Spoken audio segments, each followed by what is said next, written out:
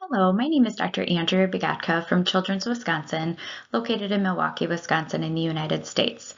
I'll be talking today about a multidisciplinary approach to the management of phagophobia. So today I hope you will learn how to identify signs and symptoms of phagophobia, be aware of the importance of a multidisciplinary approach, and understand behavioral strategies in treating phagophobia. So phagophobia is also called choking phobia. It's an anxiety disorder that has fear and anxiety related to swallowing. It can be food, liquid, and/or pills following an aversive or traumatic experience. So this leads to significant restriction of oral intake that can then also lead to weight loss, dehydration, malnutrition, and/or dependence on supplemental feeding either orally or by a feeding tube.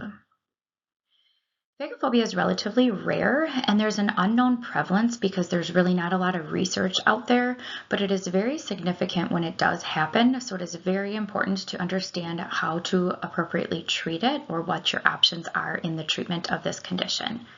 Typically, this condition has a sudden onset and it's acute. So the good news is that it's treatable. I actually really like to treat these kids because they usually get better fairly quickly considering their feeding difficulties.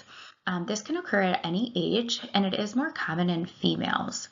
It's also highly comorbid with other anxiety disorders. Since it's a phobia, people with other anxieties often tend to have it impact them more than other people who don't have as much anxiety in general. So looking at the literature, there's really limited research to single case studies, small studies, and for adults. So there's no standard treatment for this population. There's various interventions that have been used, but there has not been any evidence-based intervention to date. So cognitive behavioral therapy and psychotropic medications have been the most effective of the ones that have been used thus far. So we wanted to take a look at when we've treated these kids, how have we treated them and how have the outcomes been? So we looked at past children and adolescents that we already had treated with phagophobia. There were 8 children, half of them females, 7 white and 1 African American. The mean age of our participants were 9.63 years old, and 50% of them had a choking event that triggered the phagophobia. But there was a good amount, 37.5%, that had a viral illness and then developed phagophobia. Only 37.5% of our participants consumed food prior to treatment. So we looked at what did we do with these kids and how did that work. We saw that all the kids had some sort of medical evaluation, and some of them also had a medical workup with some different procedures such as a scope or esophagram, upper GI, an x-ray, or a video swallow study. 3 of our participants were put on acid blockers or PPIs before behavioral treatment started. 4 out of the 8, so 50% of them, had a NG tube, a nasogastric tube, because they weren't consuming enough orally. All of the patients had outpatient therapy by psychology, myself, every 1 to 2 weeks. And then 1 participant had to have additional intensive outpatient therapy for 5 days due to the significant fear and anxiety that he had. 3 of the 8 participants had been put on an anti-anxiety medication during treatment, also due to having such high levels of anxiety that they couldn't participate in the actual behavioral treatment. So looking at our results, participants completed treatment on an average in 9.75 feeding sessions and just under 2 months total time for their therapy.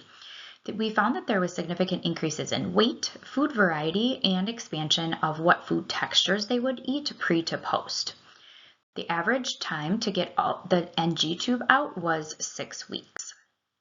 So here's a picture of, or a graph of the weight change by Z-score from pre to post treatment, which was statistically significant. This is also showing in all food groups, participants pre to post significantly increased the foods they would eat in those food groups. And the blue bar on the left is pre-treatment number of foods, and on the right, the orange, is the post-treatment number of foods in that food group. And then this is showing the food texture advancement with on the left, the lined bar is pre-treatment and the solid bar is post-treatment for smooth, mashed, lumpy, easily dissolvable, and solid foods. So there were statistically significant differences between pre to post number of foods for the smooth food, easily dissolvable foods, and solid foods. We did not find much difference in mashed and lumpy food, but that's because those foods really aren't consumed a lot. There's not a lot of those foods, and those aren't often foods that kids and adolescents are eating. So looking at our study, we did find some nice results, but there's a lot of limitations too. It was a retrospective chart review, so we can't make a lot of conclusions off of that. We had a small sample size and limited generalizability. We didn't have a lot of diversity in our sample. So we really wanted to do future research to conduct a prospective study with a specific intervention, a protocolized intervention, a larger sample size, and eventually we'd like to do a multi-site study. So we wanted to take a look at what could that prospective study and protocol look like. So we put together a multidisciplinary care treatment plan for phagophobia, and I'll review that first and then review what we did for the study. So in the multidisciplinary approach, it starts with a medical approach where all patients should be referred to a GI provider to really rule out, make sure that there isn't anything physiologically wrong that's resulting in the phagophobia or maintaining it. So after the GI provider does an evaluation, then a medical workup is conducted as needed based on their findings. Medical treatment after that then would be PPIs or acid blockers for any eosinophilic esophagitis or inflammation in the esophagus, stimulate an appetite with some medication to help increase their motivation, and then place an NG tube if needed. Then when the patients are medically stable, they can be referred to behavioral treatment. Along with the medical and the behavioral treatment, we're also doing a nutritional assessment and treatment throughout the treatment so that we have a registered dietitian who is managing and adjusting tube feedings, monitoring patients' weight and growth, and monitoring and providing strategies to achieve a balanced diet. So then once they come to psychology or behavioral therapy, we do a thorough feeding and psychological assessment. We want to structure meals so that kids are really hungry. Maximize the appetite by having them eat about every 3 hours with only water in between meals. If kids are just grazing throughout the day on calories, they're not going to be really hungry and then motivated to sit down and eat when we are working on feeding sessions. We always want to do oral feeding before tube feeding, so kids aren't filling up on the tube feeding before they get a chance to do anything orally. And same thing with food before liquid. Liquid is the easiest option for kids to stay nourished or hydrated when they're having phagophobia. So food is the challenge. So first you want to do the challenge and then you can do the easy thing, which is usually the liquid.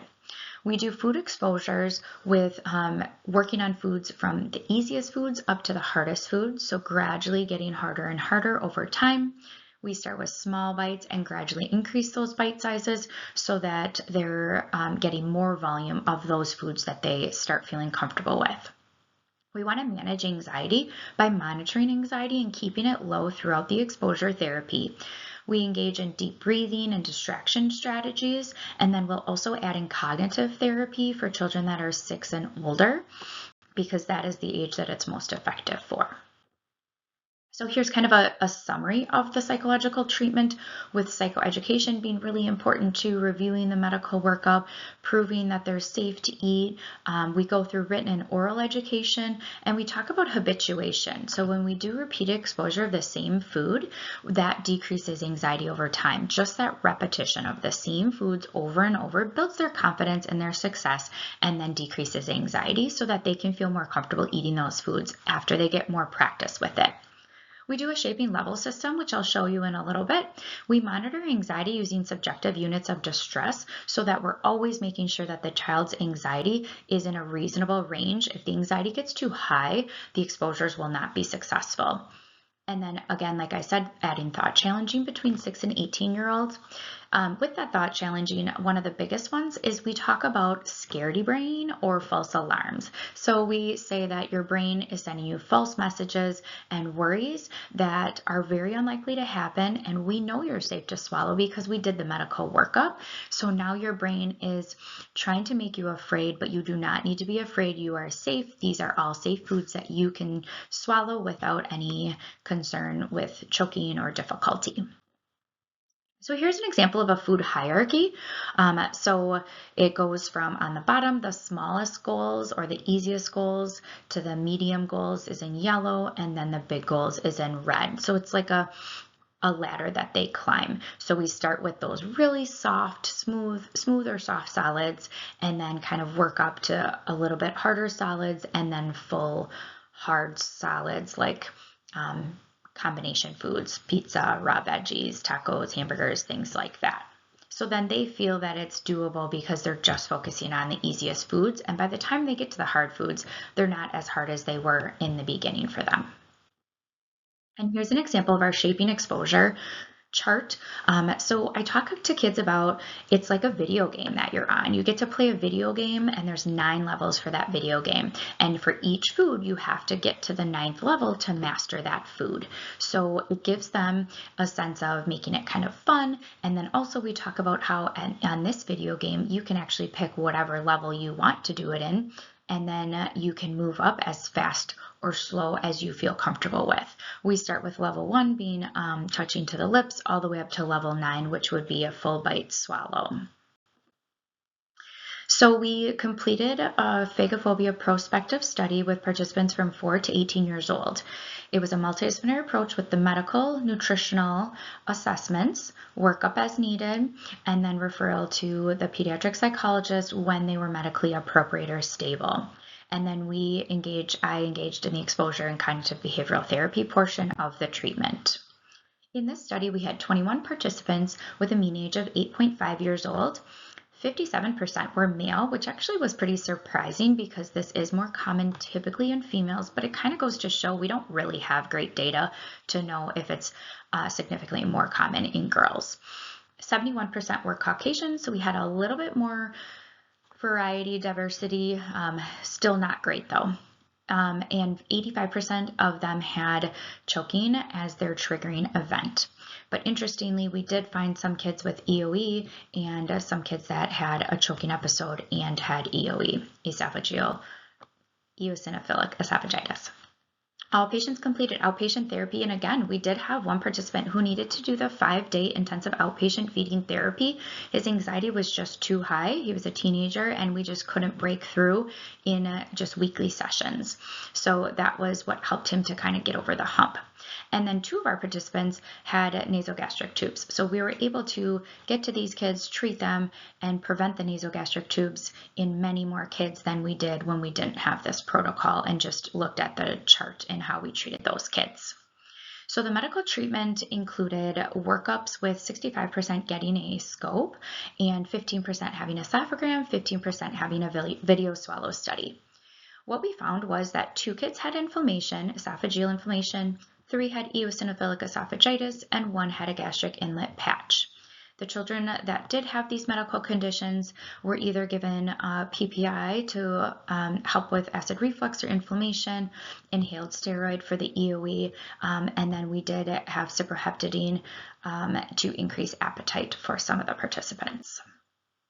So in this protocol, we were able to treat kids on average in 6 sessions, but it was spread out over a longer period of time, about 13 weeks. And I think that's most likely just due to scheduling and availability, but we did treat them in much less sessions than in the chart review. 3 weeks and 11 weeks respectively were the times that it took to remove the NG tube once treatment started. We had a statistically significant increase in weight pre to post treatment. All participants consumed a variety of solid food post treatment, and there was low self-reported anxiety during the food exposures. So we made sure to keep that the case so that it wouldn't be too difficult for the kids to get through these exposures. So here's some graphs that'll show some of those results. So this is the total number of foods pre to post treatment with pre on the left. And a graph for food variety. So similar to the chart review, we did find statistically significant difference pre-post with all food groups, with the blue bar on the left being pre and the orange bar on the right being post-treatment. And same thing with the food textures. We did find statistically significant difference between food texture, number of foods accepted across all food textures pre to post-treatment. So I know not everybody has a feeding team like we do at Children's Wisconsin, but how can you handle these kids if you get cases like this and you're not really sure what to do or where to go?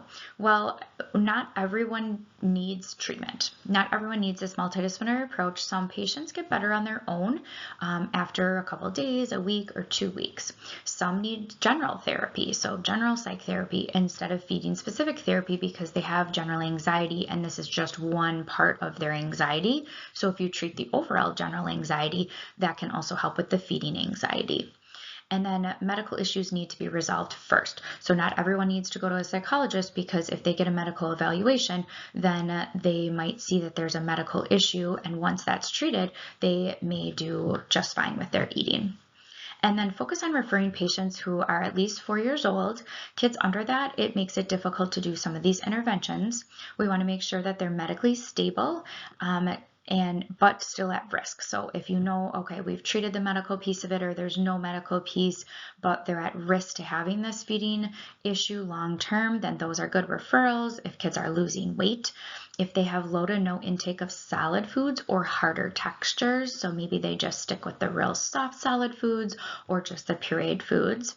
And if an individual is highly anxious with swallowing, some kids even refuse to swallow their saliva. That's how bad their anxiety can be. So it's really important to kind of take a look at some of these signs to know when it would be appropriate to refer. So I'm just going to go through a case study before I finish this presentation to kind of demonstrate a case and how we handled it.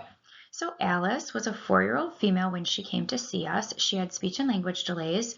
She had a history of gastroesophageal reflux disease, general anxiety in the last year, and then she choked on chocolate and chicken, which then led her to only consume liquids. She drank Pediasure, chocolate milk, and shakes, but she would not eat any foods. So she had a medical evaluation and then she needed to be hospitalized after the first follow-up visit because she was dehydrated and she had lost weight. They placed an NG tube inpatient and they started cyproheptadine. She did have an EGD, which was found to be normal. So the GERD that she had experienced earlier in life was no longer an issue. There were no medical issues to explain this feeding difficulty at this point. A dietitian helped to manage the tube feedings, helped to monitor weight, and helped to give some suggestions for foods when appropriate. And she attended behavioral sessions with myself for 8 sessions over the course of 12 weeks. She was able to remove her NG tube after 3 weeks, and then we just worked on all oral eating. And at discharge, she was accepting 26 foods, excuse me. So the take-home message is that phagophobia is rare and an understudied condition, but it affects all ages and it's very significant when it does happen. This is not something to take lightly, and it is something that does need intervention, but luckily they can usually be treated in a fairly short amount of time. This condition is triggered by an aversive event, but there could be an underlying medical condition affecting it. So we don't want to just say, oh, they had a trauma and now it's all in their head. It's all psychological. We really want to rule out if there's anything else going on that could be contributing to the phagophobia, even if they're not indicating any of those signs. And a multidisciplinary approach has been found to be most effective based on our chart review and our prospective study to help manage the medical condition, monitor weight and nutrition, and eliminate anxiety with eating. However, more research in this area needs to be done to better serve this population and come up with a evidence-based practice for this population. Thank you so much, and I will be available for questions.